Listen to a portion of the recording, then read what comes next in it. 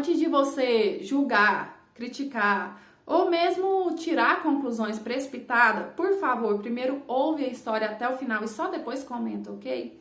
Então, a amiga da minha avó foi colocada num abrigo para idosos, porque, segundo a família, ela ficou muito doente, muito debilitada, precisava de apoio o tempo todo, a família não tinha condições, então achou melhor colocar ela lá. E esse abrigo, ele não fica aqui na cidade que a gente vive, ele fica em outra cidade. Tinha um tempo que a minha avó tava doida pra ir lá, sabe? Falando que tava com muita saudade dessa amiga, que queria muito ver ela, mas que não tinha condições dela ir sozinha, né? Em outra cidade, a minha avó também já é bem idosa. E aí, quando foi num dia de domingo, falei assim, vó, arruma que eu vou levar a senhora lá.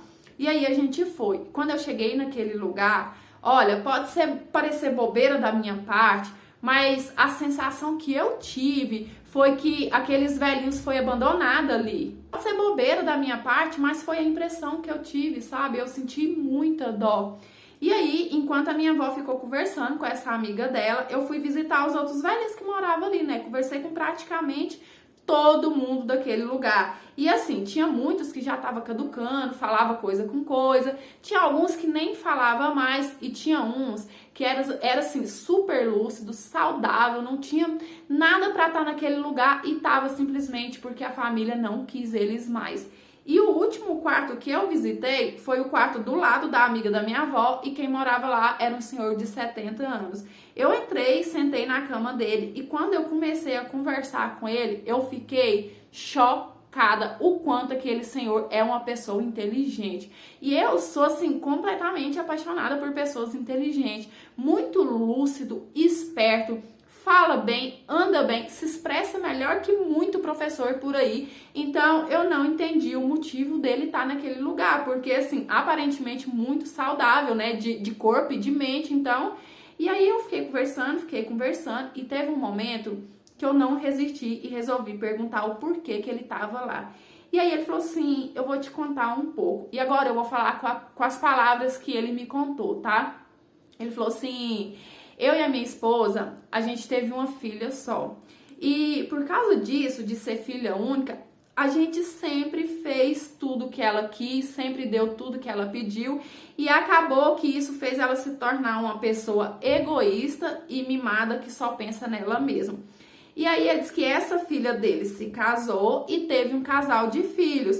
E que o filho dela, neto dele, já tinha resolvido a vida há muito tempo, era casado, tinha um emprego dele. Já a filha estava casando agora quando isso aconteceu. E como essa filha dela, neta desse senhor, não tinha casa própria, eles resolveram pedir para morar na casa dele, né, desse senhor de 70 anos.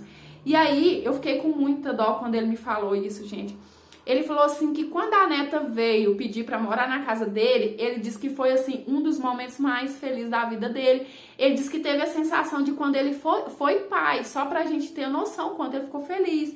Ele disse que falou assim, claro, minha neta, vai ser um prazer ter você e seu esposo aqui em casa, né? Vai até me servir para fazer de companhia, porque eu vivo aqui tão sozinho. E aí ele disse que nessa hora todo mundo ficou em silêncio e ele percebeu que tinha alguma coisa de errado. E aí ele disse que a filha dele falou assim, ai pai, é o seguinte, eles estão casando agora, né, vão ser recém-casados e eles queriam morar na casa do senhor, mas o melhor era que eles vivessem sozinhos, né, pra ter intimidade deles. E ele disse que nessa hora tentou não chorar, mas era impossível, porque ele entendeu que a filha dele estava pedindo para ele sair de casa, mudar para um abrigo, para dar a casa dele para a filha dela, neta dele, né? E eu nessa hora também, eu não consegui conter as minhas lágrimas. Eu acho que ninguém, né, no meu lugar nessa hora ia conseguir não chorar. E meio que revoltada, eu perguntei a ele, falei assim, mas por que o senhor aceitou uma situação dessa?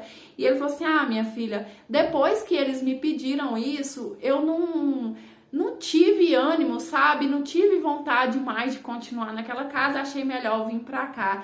E aí eu tentando amenizar, sabe, aquele sentimento que eu tava, perguntei pra ele assim, mas pelo menos eles vêm aqui ver o senhor sempre, né? E ele é muito educado, sabe? Hora nenhuma ele tentou desmoralizar ninguém. Ele me respondeu assim, vem sim, minha filha, no Natal mesmo eles estavam aqui. E olha, eu arrepio de lembrar que nessa hora eu comecei a chorar igual uma criança, porque a gente já tava no mês de maio e ele me disse que no Natal eles tinham ido visitar ele. Então, tipo, tinha 5 meses que ninguém da família dele ia lá visitar ele. Olha, nessa hora eu fiquei com o coração doendo tanto, porque eu sou apaixonada na minha avó, nunca que eu aceitaria ninguém da minha família fazer isso com ela, jamais, sabe? E aí, depois desse fato, eu passei sempre que posso ir nos abrigos, ir nos asilos, sabe? Para poder visitar, conversar, dar atenção para aquele senhor, fazer eles rir, sabe? Divertir com eles, para mostrar que eles são importantes sim. Quando era jovem, né, lutava, trabalhava tanto para dar o melhor para a família. Então, tipo, é o mínimo que a gente poderia fazer era isso. E eu sempre quis mostrar para eles que um dia todo mundo vai envelhecer e que ninguém no mundo merece ser abandonado daquele jeito. Oi, meus amores, tudo bem com vocês? Eu espero que sim. A história de hoje foi uma história tão triste, né? Eu realmente me coloquei no lugar porque quem me acompanha há tempo sabe que eu tenho minha avó, que a gente é muito grudada. Eu morei um tempão da minha vida com ela e eu, de verdade, jamais aceitaria ninguém fazer uma coisa dessa, né? Já pensou, pedir a pessoa para sair da casa dela e viver num abrigo para poder, né, a filha ir morar lá, sendo que todo mundo podia morar junto, nem filhos eles tinham. E a casa era desse senhor, né? E além de fazer isso, tirar o senhor da casa dele, jogar lá no abrigo, ainda abandonaram ele, né? Mal ia lá visitar. Então, tipo, é muito triste. Apesar do senhor da história ter relatado assim, meio que de uma forma leve, né?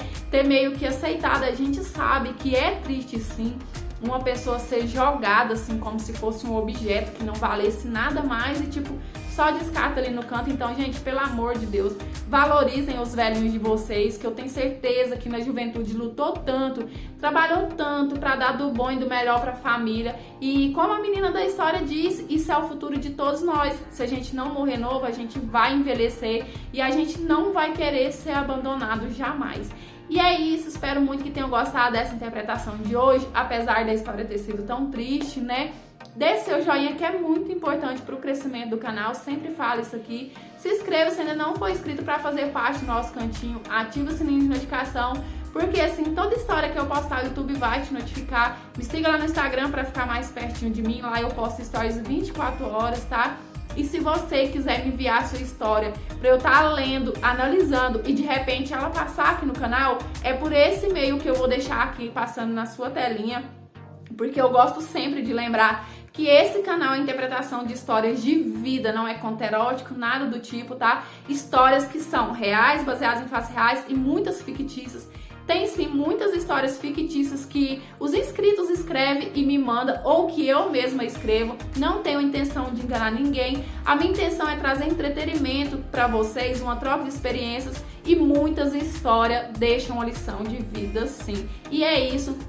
Beijão, fica com Deus, fique em paz, até os próximos. Tchau, fui!